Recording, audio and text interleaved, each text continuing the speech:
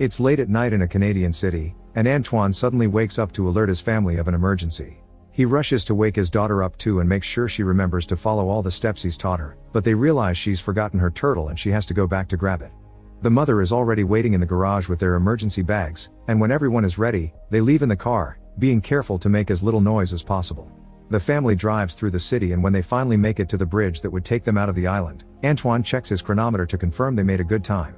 It turns out there has never been an emergency, this was just a drill, although Antoine reminds his daughter that she always must remember to bring the turtle because during a real emergency they wouldn't be able to go back for it. Antoine is obsessed with being capable of survival when society finally collapses and makes the family do activities like this all the time, from drills to sealing bags of food together. Their inspiration comes from Alain, a charismatic YouTuber that has lots of video tutorials on how to be self-sufficient in case the government collapses or there's a natural disaster. One day, Antoine is accepted into Alain's new multi-day training survival program in his very own isolated camp, and he has to drive all the way to rural Nord du Quebec. He meets with Alain in a special spot near the woods, because he must leave his car behind and hand over his cell phone before he's taken to the property. They leave on Alain's snowmobile, but first Alain makes Antoine wear blindfolding goggles so he won't know where his home is. After crossing through a bridge and a large open area, they finally arrive at Alain's place, which consists of about 500 acres of land. Campers Anna and David welcome Antoine, and when he enters the communal tent to leave his things, he also gets to meet Francois and Rachel.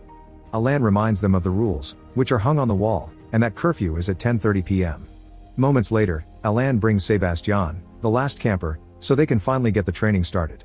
Alain explains this is a survivalist temporary autonomous zone, which has always been his dream project and he's worked on it for a decade. There are 6 panels that provide electricity, an extra generator, a chicken coop, a greenhouse, productive apple and maple trees, and lots of wild animals in the forest to hunt. Through the woods, Alain keeps a series of evacuation tracks in case he's ever attacked. There's only one that will actually take you out of there, all the others are dead ends that work as traps.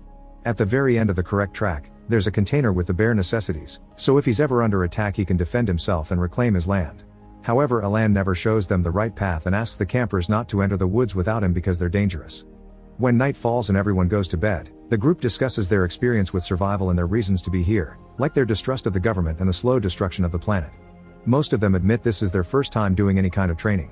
The group gets along pretty well, but sadly their conversation is cut short when Alain reminds them of the curfew by turning off all the lights. The next day, the training starts early.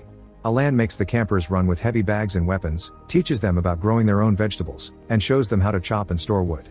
Later over dinner, they discuss recipes and the campers decide to dedicate a toast to Alain, who thanks them for being there with him because he's happy to see his message spread. Not everyone is this smart to understand the incoming danger, meaning they have to take care of each other. Alain used to have a girlfriend that left him when he decided to move so far away from the city, so having company again means a lot to him. After dinner, the campers hang out around the bonfire. Rachel shows off her self-defense moves by easily defeating Sébastien and then David, who doesn't like how everyone teases him for his loss. It turns out Rachel used to be in the army and she has a soldier boyfriend as well, but he's deployed. Francois thinks war is interesting, but Rachel refuses to answer any of his questions, she only clarifies she isn't in the army anymore. The following day, Alain splits the group into teams to make them practice target shooting while simulating an escape through the forest. Antoine and Rachel do extremely well and Alain compliments their teamwork. The training gets interrupted when Alain gets a message on his phone, and he takes the chance to show the group his traps. He uses special snares with satellite transmitters attached that send a message when they catch something, that way Alain can immediately come to retrieve the animal before anyone can steal it from him. They take the rabbits back and Alain teaches them how to clean them, making sure to point out even the organs are edible. Alain works with one rabbit and makes Francois clean the other, but the smell and the blood cause Francois to get sick, giving everyone a good laugh. In the evening, the group has another bonfire and discusses what they would do if they caught a person in a trap. Anna says violence isn't her thing and Antoine shares he would scare the intruder away, but David is much more violent, he would kill the person and display the body as a warning to other potential attackers. Sébastien says he'd kill the person but he seems to be joking, and Alain takes the chance to point out that the person in the trap could be a doctor or an extra farm hand, so the choice is harder than they think. The next morning, Antoine is the first camper to wake up, and he finds Alain playing the piano. Antoine thinks it's beautiful and that it brings a sense of peace that he wishes he could bring to his family. Alain tells him he could move here with his family since there's plenty of space, but Antoine is unsure of going that far. After breakfast, Rachel is doing the dishes, and she gets distracted by the boys making jokes. Alain suddenly stomps into the kitchen and yells at Rachel for leaving the water running, since it's a waste of resources. Everyone is shocked to see this side of Alain, and after he leaves, they comfort Rachel. Later, Alain teaches the group how to make bombs and mines, since he thinks they should be able to defend themselves from mobs as well. After testing all the bombs successfully, Alain takes Sébastien to start working on dinner and the rest of the group must put away the gear. François is the first one to grab a crate with bombs, but as soon as he takes a few steps, the box explodes and kills him. Rachel tries to do CPR to no avail, and Anna goes looking for Alain. Antoine panics at the sight of death, but David stares as if he was fascinated. Eventually they take the body inside and they start discussing what to do. Most of them want to call an ambulance or the police and say it was a hunting accident, but Alain and David disagree. They're sure the cops will see the equipment and accuse them of domestic terrorism. The argument escalates and soon everyone is yelling at each other, so Alain decides to cut it short and remind everyone this is exactly the kind of emergency they're supposed to be training for. Emotions are running high, so they should go to sleep and discuss things in the morning when everyone has calmed down. When they return to their tent, Antoine, Rachel, Sébastien, and Anna discuss their options, including trying to find a way to get their phones back, while David listens to them from his bed. Suddenly Anna hears a noise and everyone goes outside to check, although David makes sure to grab his gun first. It turns out Alain sent everyone to bed so he could take care of the body on his own, and now he's burning it in the bonfire.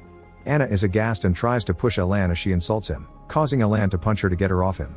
This is the last straw, thus Antoine, Rachel, Sébastien, and Anna return to the tent to pack their things in order to leave.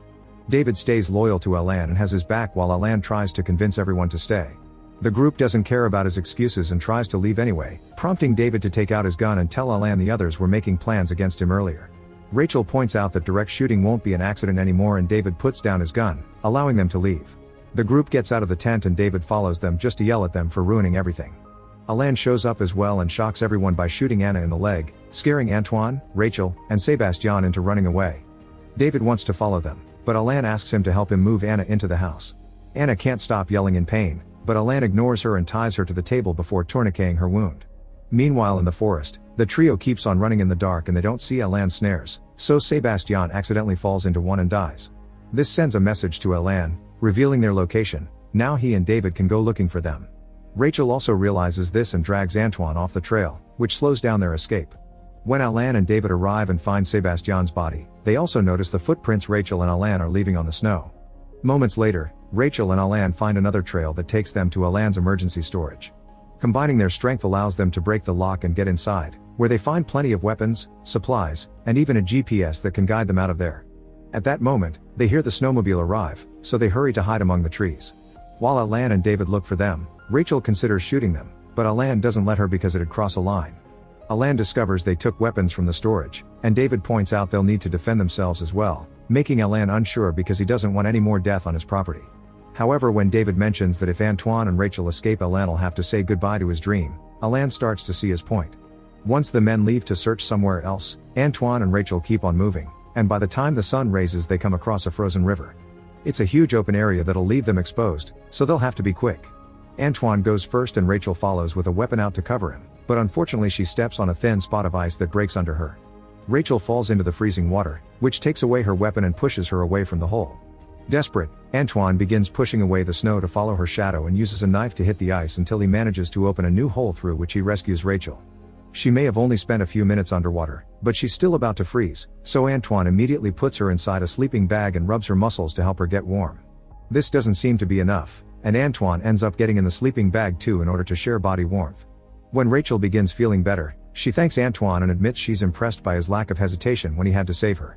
During the war, she hesitated once and lots of people died, that's why she quit. After having a snack, the duo keeps on moving, and using the GPS they manage to find the area where they left their cars. They get in Antoine's car, but when he tries to start it, they can't move, all the tires have been slashed. Antoine opens the door to check on the problem and immediately gets shot. It turns out David has been hiding here all along waiting for them. He continues to shoot at the car, trying to get Rachel, but she hides and uses a broken mirror to find David's location. Then Rachel sneaks out of the car and fires back at David, who eventually moves a little too much and gives Rachel an opening to shoot him in the leg. A furious Rachel jumps on him and begins hitting him with her gun until David's dead. Afterward, Rachel sheds some tears for Antoine before grabbing his bag with supplies plus David's weapon. By the time Alain makes it to the parking area, Rachel is already gone. Moments later, Rachel makes it back to Alain's house and is devastated to discover Anna's died from her wounds. Desperate for revenge, Rachel starts a fire in the greenhouse to let the smoke tell Alain where she is. When the guy arrives, Rachel opens fire from her spot in the window, and Alain immediately begins shooting back. After exchanging a few shots, Alain decides to throw a smoke grenade to create a thick fog that allows him to enter the house without Rachel landing a hit on him. Inside, Alain makes his way upstairs as he calls for Rachel, asking her for a truce. When he approaches the room she is in, Rachel hits him with the door, then a fierce hand-to-hand fight ensues. Alain pushes Rachel downstairs and takes out a knife, but using precise strikes, Rachel manages to disarm him. Then Alain responds by throwing her into the kitchen and grabbing the toaster to hit her with it before using the power cord to try to kill her. As she struggles, Rachel manages to grab a knife from the counter and stabs Alain in the leg before grabbing him with a self-defense special move to break his arm. Now that Alain is incapacitated, Rachel drags him outside to tie him to the snowmobile with the intention to take him to the police. Alain tries to convince her to leave him here because nobody will believe her and she'll get arrested too, but Rachel ignores him and begins driving away, determined to solve this without any more blood in her hands. Make sure to subscribe and turn on notifications so you can watch more videos like this. Thanks for watching.